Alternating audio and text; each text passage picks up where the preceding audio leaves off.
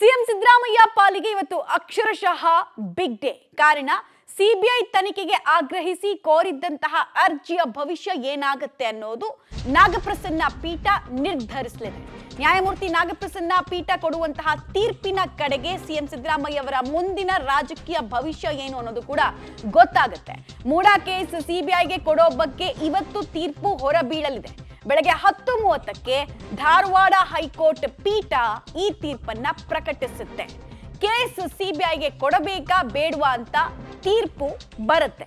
ಮೂಡಾ ಕೇಸ್ನಲ್ಲಿ ಲೋಕಾಯುಕ್ತ ತನಿಖೆ ಸಮಂಜಸವಾಗಿ ಸಾಗಿಲ್ಲ, ಸಿಬಿಐ ತನಿಖೆಗೆ ಈಗ ಕೊಡಬೇಕು ಅಂತ ಹೇಳಿ ಸ್ನೇಹಮಯಿ ಕೃಷ್ಣ ಅವರು ಅರ್ಜಿಯನ್ನು ಹಾಕೊಂಡಿದ್ರು.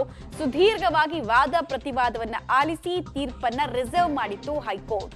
ಸೊ ತೀರ್ಪಿನಲ್ಲಿ ಯಾರಿಗೆ ನಿರಾಳತೆ, ಯಾರಿಗೆ ಹಿನ್ನಡೆ, ಯಾರಿಗೆ ಮುನ್ನಡೆ ಎಲ್ಲದಕ್ಕೂ ಕೂಡ 10:30 ಅಷ್ಟೊತ್ತಿಗೆ ನಮಗೆ ಉತ್ತರ ಸಿಕ್ಬಿಡುತ್ತೆ. ಈಗಾಗಲೇ ಮೂಡಾ ಪ್ರಕರಣ 1ರಲ್ಲೇ ಲೋಕಾಯುಕ್ತ ತನಿಖೆಯನ್ನ ಕೂಡ ಎದುರಿಸಿದ್ದಾರೆ ಮುಖ್ಯಮಂತ್ರಿಗಳು. ಇನ್ನೊಂದು ಕಡೆಗೆ ಇಡಿ ಪ್ರಕರಣದ ತನಿಖೆ ಮಾಡ್ತಾ ಇದೆ, ಅವರ ಪತ್ನಿಗೆ ನೋಟಿಸ್ ಅನ್ನು ಕೊಟ್ಟಿದೆ. ಈ ಬೆನ್ನಲ್ಲೇ ಸಿಬಿಐ ಕೂಡ ಎಂಟ್ರಿ ಆಗುತ್ತಾ ಅನ್ನೋದು ಕುತೂಹಲಕ್ಕೆ ಕಾರಣ ಆಗ್ತದೆ. ಸ್ನೇಹಮಯಿ ಕೃಷ್ಣ ಅವರು ಲೋಕಾಯುಕ್ತದಲ್ಲಿ ಫಸ್ಟ್ ಟೈಮ್ FIR ರಿಜಿಸ್ಟರ್ ಆಯ್ತಲ್ಲ, ಅದರ ಕೆಲ ಗಂಟೆಗಳಲ್ಲೇ ಕೋರ್ಟ್ ಮೆಟ್ಲು ಹತ್ತಿದ್ರು. ಲೋಕಾಯುಕ್ತದಿಂದ ಪಾರದರ್ಶಕ ತನಿಖೆ ಸಾಧ್ಯ ಇಲ್ಲ, ಬಿಕಾಸ್ ಲೋಕಾಯುಕ್ತ ಸ್ವತಂತ್ರ ಸಂಸ್ಥೆ ಆಗಿದ್ರು ಕೂಡ ಅದರಲ್ಲಿ ಬರುವಂತಹ ಅಧಿಕಾರಿಗಳು ಗೃಹ ಸಚಿವಾಲಯ ಅವರ ನೇಮಕ ಮಾಡ್ಕೊಂಡಿರೋದು. ಅವರಿಂದ ಪಾರದರ್ಶಕ ತನಿಖೆ ಏನ್ ಸಾಧ್ಯ ಇದೆ ಅಂತ ಅವರು ಕೋರಿ ಸಿಬಿಐ ತನಿಖೆ ಕೊಡಬೇಕು ಅಂತ ಕೇಳ್ಕೊಂಡು ವಾದವನ್ನ ಅವರ ಪರ ವಕೀಲರು ಮಂಡಿಸಿದ್ರು.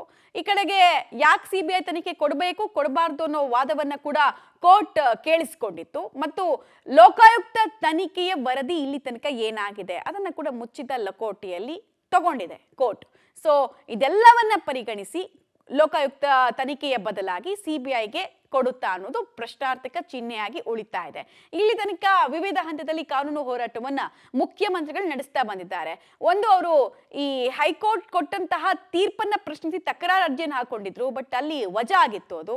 ಇವತ್ತೇನಾಗತ್ತೆ, ಇವತ್ತು ಸಿಬಿಐ ಕೊಡಬಾರ್ದು ಅನ್ನುವಂತಹ ನಿಟ್ಟಿನಲ್ಲಿ ವಾದ ಮಂಡಿಸಿದ್ದು ಪುರಸ್ಕಾರ ಆಗುತ್ತಾ, ತಿರಸ್ಕಾರ ಆಗುತ್ತಾ, ಎಲ್ಲಾ ಪ್ರಶ್ನೆಗಳಿಗೂ ಉತ್ತರ ಸಿಗುತ್ತೆ. High profile case undoubtedly. So ಈ ಕೇಸ್ ಹಿಸ್ಟ್ರಿನ ಕೂಡ ನಾವು ಒಂದ್ಸಲ ಗಮನಿಸ್ಬಿಡೋಣ. ಯಾವಾಗ್ಲಿಂದ ಇದು ಮೂಡಾ ಹಗರಣ ಬೆಳಕಿಗೆ ಬಂತು ಮತ್ತು ಏನೆಲ್ಲ ಆಯ್ತು ಬೆಳವಣಿಗೆ ಇಲ್ಲಿ ತನಕ ಅಂತ ಹೇಳಿ.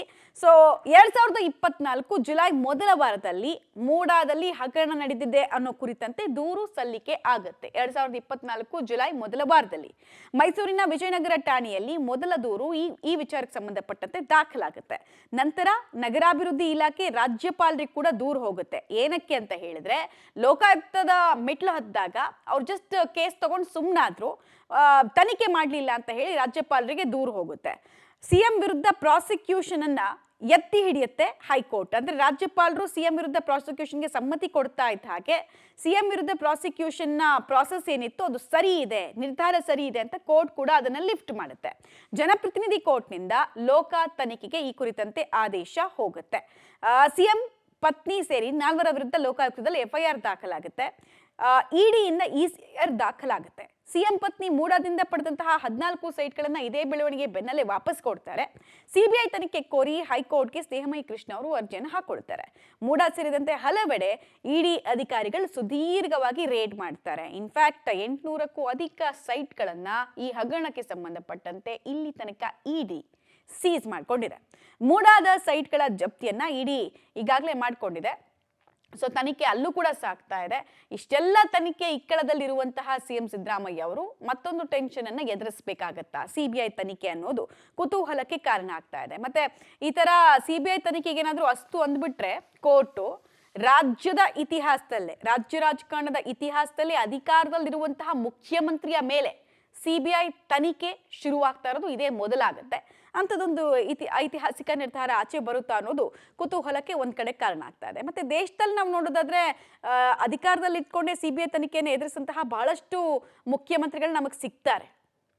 ಬಟ್ ರಾಜ್ಯದಲ್ಲಿ ಅಂತ ಇತಿಹಾಸ ಇರಲಿಲ್ಲ. ಅಧಿಕಾರದಿಂದ ಇಳಿದ ಮೇಲೆ ಕೆಲವರಿಗೆಲ್ಲ ಬಿಸಿ ತಟ್ಟಿತ್ತು ಹೊರತು ಅಧಿಕಾರದಲ್ಲಿ ಇರಬೇಕಾದ್ರೆ ಮುಖ್ಯಮಂತ್ರಿಗಳಿಗೆ ಅಂಥದ್ದು ಬಿಸಿ ತಟ್ಟಿರಲಿಲ್ಲ. ಹೀಗಾಗಿ ಏನಾಗುತ್ತೆ ಅನ್ನುವಂಥದ್ದು ಕುತೂಹಲಕ್ಕೆ ಕಾರಣ ಆಗ್ತಾ ಇದೆ. ಮತ್ತೆ ಹಲವು ವಿಚಾರಗಳನ್ನ ಕೋರ್ಟ್ ಮಾಡಲಾಗಿತ್ತು. ಸಿಬಿಐ ತನಿಖೆಗೆ ಯಾಕೆ ಕೊಡಬೇಕು ಅನ್ನೋ ವಿಚಾರದಲ್ಲಿ ನಾವು ಗಮನಿಸಿದ್ವಿ ಸ್ನೇಹಮಯಿ ಕೃಷ್ಣ ಅವರ ಪರ ವಕೀಲ ಮಣಿಂದರ್ ಸಿಂಗ್ ಅವರು ಈ ಮೂಡ ಹಗರಣಕ್ಕೆ ಸಂಬಂಧಪಟ್ಟಂತೆ ಫೈಲ್ಗಳನ್ನೆಲ್ಲ ಎತ್ಕೊಂಡು ಹೋದ್ರು ರಾತ್ರೋರಾತ್ರಿ.